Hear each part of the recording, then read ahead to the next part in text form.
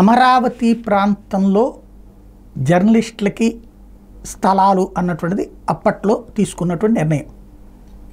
వాస్తవంగా ఎక్రిడేషన్ ఉన్నటువంటి వాళ్ళందరికీ ఇచ్చేటటువంటి ఒక సంప్రదాయం గతంలో చంద్రబాబు గారు వివిధ ప్రాంతాల్లో పెట్టుకొచ్చారు. కానీ ఆ మధ్యన దాన్ని ఒక సొసైటీ ఏర్పాటు చేసి ఆ సొసైటీ ద్వారా అన్నటువంటి ఆలోచన చేశారు.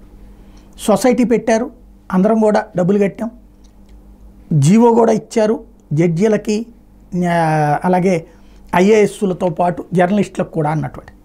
తర్వాత ఆ జీవో క్యాన్సిల్ చేసి ఉట్టి అంటే జీవో అట్లాగే ఉంది, ఒక్క జర్నలిస్టులదే ఎబియన్స్లో పడిపోయింది, రద్దు అయిపోయింది.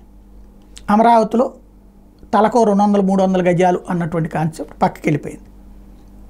ఆ తర్వాత జగన్మోహన్ రెడ్డి గారు అసలు జర్నలిస్టులని పట్టించుకోలేదు, అసలు ఎక్రిడేషన్స్ కూడా ఇబ్బంది పెట్టారు, ఏ ఒక్కరిని పట్టించుకోలేదు. చివరిలో లాస్ట్లో అందరికీ వివిధ జిల్లాల్లో ఇస్తామని ప్రకటించారు, అది జిల్లాలకు పంపించారు, జిల్లాల్లో అప్లై చేయమన్నారు, అప్లై చేస్తే ఎక్కడ కావాలో అప్లై చేయమన్నారు, అప్లై చేస్తే అది చేతికి ఇచ్చిన పాపాన పోల, జర్నలిస్టులు అట్లాగే ఉండిపోయారు.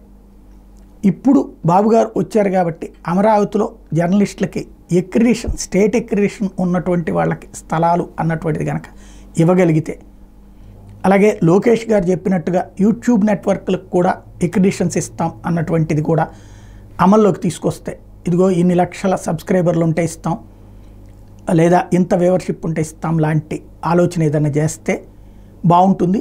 జర్నలిస్టుల జీవితకాలం పేరు చెప్పుకుంటారు.